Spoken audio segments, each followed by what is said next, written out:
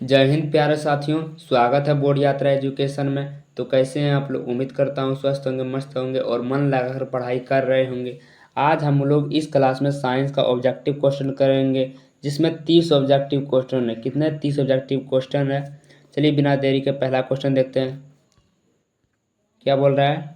निम्न में सबसे तेज हृदय धड़कन किसका होता है? ऐसा कौन सा जीव है जिसका धड़कन सबसे तेज होता है? तो चूहा का धड़कन सबसे तेज होता है। ठीक है। 2 नंबर, किस उपकरण में धन और ऋण का चिन्ह नहीं होता? तो कुंडली में धन और ऋण का चिन्ह नहीं होता है। कुंडली का जैसे थंबनेल में देखा होगा कुछ इस प्रकार का होगा, इसे कुंडली कहते हैं। ठीक है। 3 नंबर, एक अभिसारी किरण पुंज समतल दर्पण पर आपतित होती है, परावर्तित किरण पुंज क्या होगा? तो परावर्तित किरण पुंज अपसारी होगा। क्या होगा? अपसारी। ठीक है।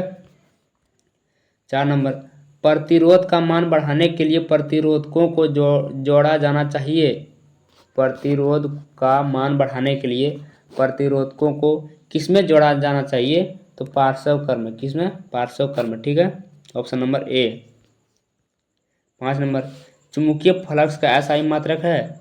चुंबकीय फ्लक्स का एसआई मात्रक है तो वेबर है। चुंबकीय फ्लक्स का एसआई मात्रक। इसका एक और मात्रक होता है, उसका मैं एक ट्रिक बताता हूँ। जैसे होता है न्यूटन। क्या होता है? न्यूटन मीटर प्रति एम्पियर। ठीक है। इसका मैं एक शॉर्ट ट्रिक बताता हूँ, जिसे याद रखना है। नाना मामा बटे में अच्छा। ठीक है। नाना मामा बटे में अच्छा, बहुत मज़ेदार ट्रिक है, याद रखिएगा। कोई भी पूछ सकता है, वेबर भी पूछ सकता है, न्यूटन मीटर प्रति एम्पियर भी पूछ सकता है। ठीक है। 6 नंबर, ओजोन परत पाया जाता है। ओजोन परत पाया जाता है तो इसका सही आंसर हो जाएगा वायुमंडल के मध्य सतह में। वायुमंडल के मध्य सतह में ओजोन का परत पाया जाता है। ठीक है।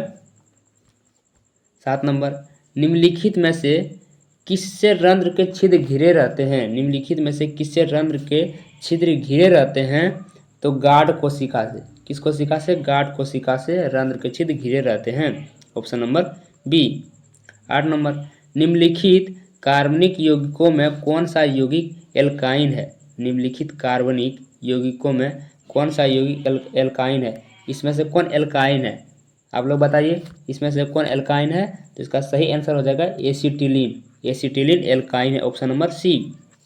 9 नंबर, कौन सी गैस श्वसन क्रिया में मुक्त होती है? ऐसा कौन सा गैस है जो श्वसन क्रिया में मुक्त होती है?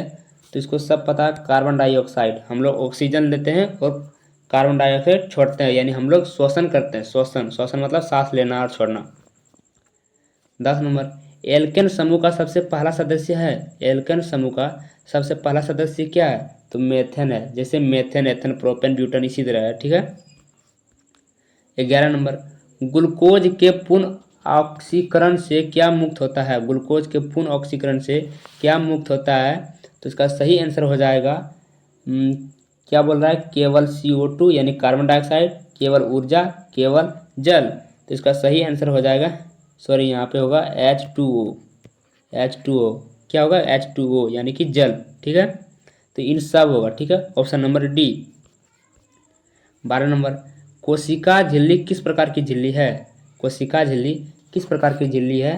तो अधपारगम्य। कौन सी झिल्ली है? अधपारगम्य। और उम्मीद करता हूँ बहुत अच्छे से आप लोगों को समझ में आ रहा होगा। ठीक है। और चैनल को सब्सक्राइब कर लीजिएगा। प्रकाश संश्लेषण की दर निम्न में से किन कारकों पर निर्भर करती है? यहाँ क्या बोल रहा है?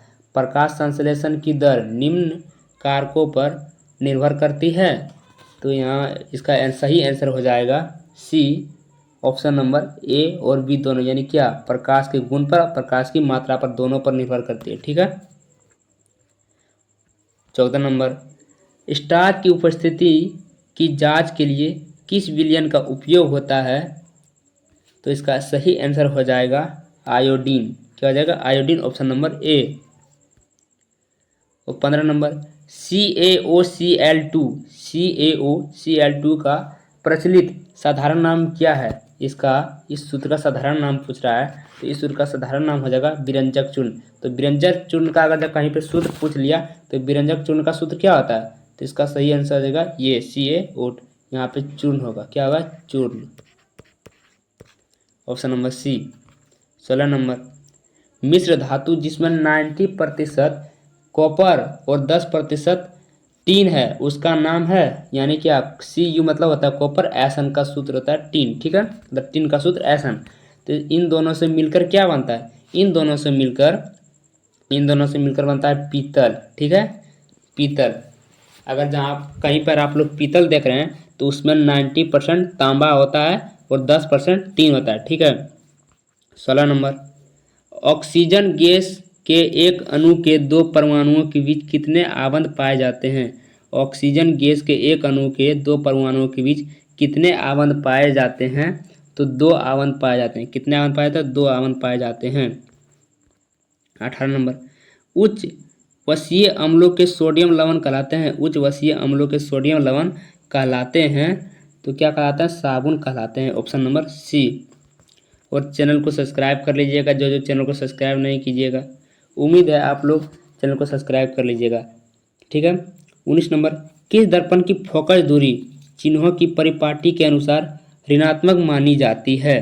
तो इसका सही आंसर हो जाएगा अवतल दर्पण, ठीक है, ऑप्शन नंबर बी। 20 नंबर, प्रकाश के अपवर्तन के कितने नियम है। प्रकाश के अपवर्तन के कितने नियम है, तो प्रकाश के अपवर्तन के 2 नियम है। अगर कहीं पर पूछ ले प्रकाश के परावर्तन के कितने नियम है तब, तो प्रकाश के परावर्तन और अपवर्तन दोनों के ही 2-2 नियम है, ठीक है। 21 नंबर, लेंस की क्षमता का एसआई मात्रक क्या है। लेंस की क्षमता का एसआई मात्रक डायोप्टर होता है। क्या होता है, dioptre, option number D. 22 number, अवतल लेंस में आवर्धन 1 बराबर होता है।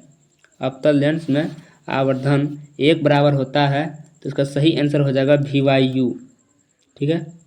अगर कहीं पूछ ला अवतल लेंस में आवर्धन m बराबर होता है तो VYU होता है, ऑप्शन नंबर बी। 23 नंबर, हीरे का अपवर्तनांक कितना होता है। Most important question. तो हीरे का अपवर्तनांक 2.42 होता है। कितना होता है, 2.42 होता है हीरे का अपवर्तनांक। इसको इस तरह मत बोलिएगा कि 2.42 बोलिएगा तो गलत हो जाएगा। दशमलव के बाद एक एक अक्षर बोलना पड़ता है, ठीक है। 24 नंबर, एक प्रिज्म कितने सतहों से घिरा होता है। एक प्रिज्म कितने सतहों से घिरा होता है। अगर जब कहीं प्रिज्म किस तरह होता है, प्रिज्म इस तरह होता है। अगर जब कोई बोले इस तरह 3 मत मारिएगा। एक प्रिज्म कितने सतहों से घिरा होता है, 3 मत मारिएगा, क्योंकि ये गलत है। इसका सही आंसर होगा, जैसे देखिए 1 हुआ, 2 हुआ, 3 हुआ, 4 हुआ और एक उस पार भी तो हुआ, ठीक है, 5 हुआ ना। तो इसका सही आंसर हो जाएगा 5, option number D. 25 number, potassium की परमाणु संख्या 19 है। पोटेशियम की परमाणु संख्या 19 है, इसकी संयोजकता क्या है। अगर पोटेशियम की परमाणु संख्या 19 है तो इसकी संयोजकता क्या होगी, इसकी संयोजकता 1 होगी। कितनी होगी, 1 होगी, option number A. 26 number, oxygen का परमाणु भार क्या है। ऑक्सीजन का परमाणु भार क्या है, तो 8, यानी कि ऑक्सीजन की परमाणु संख्या कितनी है, तो 8 है, ठीक है, ऑप्शन नंबर ए। 27 नंबर, तंत्रिका तंत्र की रचनात्मक एवं क्रियात्मक इकाई को कहते हैं। तो तंत्रिका कोशिका कहते हैं, लेकिन यहाँ पे तंत्रिका कोशिका नहीं दिया है तो न्यूरॉन होगा या तंत्रिका कोशिका होगा, ठीक है। दोनों में से एक ही कोई ऑप्शन में रहेगा।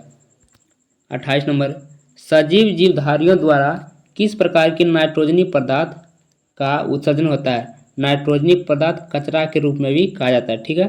तो क्या बोल रहा है, सजीव जीवधारियों द्वारा किस प्रकार की कचरा का उत्सर्जन होता है, तो अमोनिया, यूरिक अम्ल, यूरिया, इन तीनों प्रकार की नाइट्रोजनी पदार्थ का उत्सर्जन होता है, यानी कि इनमें से सभी, ऑप्शन नंबर डी, ठीक है। 29 नंबर, मूत्र का पीला रंग किस वर्ण के कारण होता है। पेशाब का रंग किस वर्ण के कारण होता है, तो इसका सही आंसर हो जाएगा क्रोमोप्लास्ट। क्या हो जाएगा, मूत्र का पीला रंग क्रोमोप्लास्ट के कारण पीला होता है। 30 नंबर, बाघ उपभोक्ता है तो बाघ उपभोक्ता तृतीयक पोषी स्तर है, ठीक है, तृतीयक पोषी स्तर। अब इसको आप कैसे समझिएगा, जैसे पहले स्तर पर क्या है, घास है, पहले स्तर पर घास है। दूसरे घास को कौन खाता है, बकरी खाता है, बकरी। अब बकरी को कौन खा जाएगा, बाघ खा जाएगा।